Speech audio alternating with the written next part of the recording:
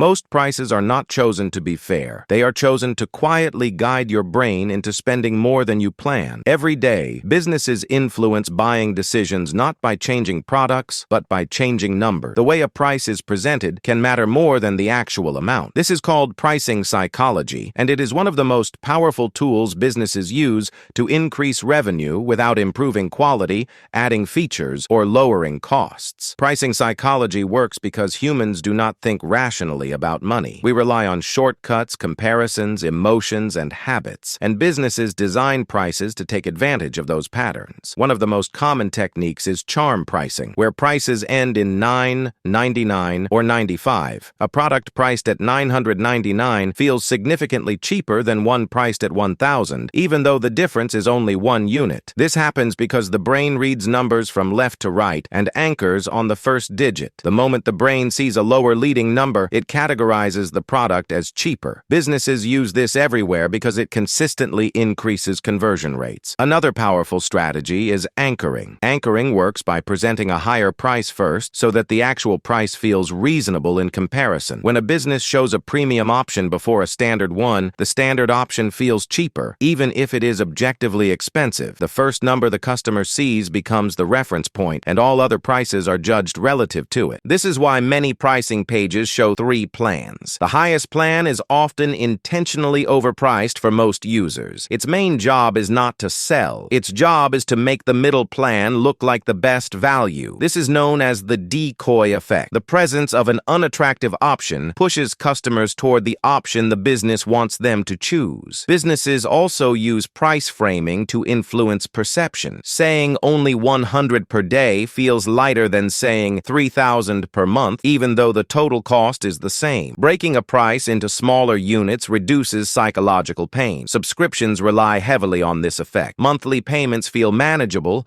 while large one-time payments trigger resistance. Loss aversion is another key principle. Humans fear losing more than they enjoy gaining. Businesses frame prices and offers to tap into this fear. Limited time discounts, expiring offers, and countdown timers create urgency by suggesting that waiting will result in loss. The fear of missing out often pushes people to buy faster and with less rational evaluation. Bundling is another way businesses use psychology to increase spending. When multiple products are sold together for one price, customers focus less on individual costs. The bundle feels like a deal, even if it includes items the customer does not truly need. This increases average order value while reducing price sensitivity. Oddly enough, higher prices can sometimes increase sales. This is especially true for products tied to quality, status, or expertise. When customers lack information, they often use price as a signal. A higher price suggests better quality, even when there is no objective difference. Businesses in luxury, consulting, education, and health often rely on this effect. Another subtle technique is price partitioning. This is when a price is split into multiple components, such as base price plus fees. Airlines use this extensively. The initial price looks attractive, and additional costs are revealed later. Even though the final price may be high, the customer has already committed mentally,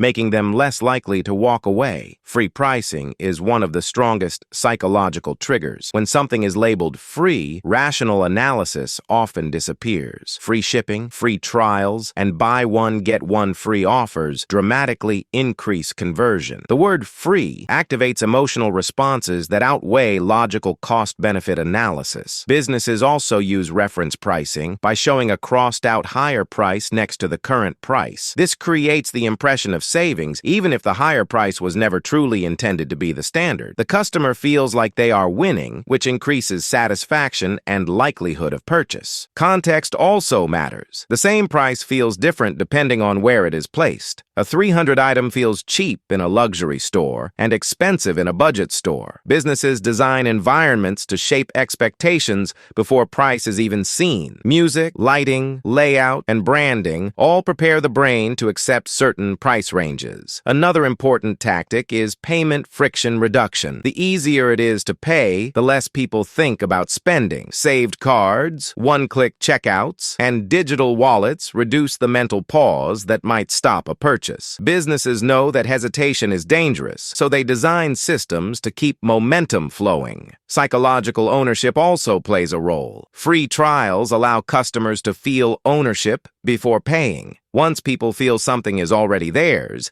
giving it up feels like a loss. This makes them more likely to convert into paying customers at the end of the trial. Even the way discounts are structured matters. A flat 500 off feels stronger than 10% off, even when the savings are identical. Fixed numbers feel more concrete and emotionally satisfying. Businesses choose discount formats carefully based on what feels bigger, not what is bigger. Time-based pricing is another method. Early bird pricing rewards fast action, while late pricing punishes delay. This pushes customers to commit earlier than they otherwise would. It also segments customers by urgency without explicitly saying so. Businesses also use social proof in pricing. Labels like most popular, best value, or recommended guide customers toward specific options. Many people assume that if others chose it, it must be the right decision. This reduces decision fatigue and increases conversions. Even rounding strategies matter. Rounded prices feel honest and premium. Precise prices feel calculated and discounted. A product priced at $1,000 feels high-end. A product priced at $997 feels tactical. Businesses choose rounding based on the image they want to project. Subscription pricing deserves special attention. Once a subscription starts, people adapt to the recurring cost and stop evaluating it actively. This is called price habituation.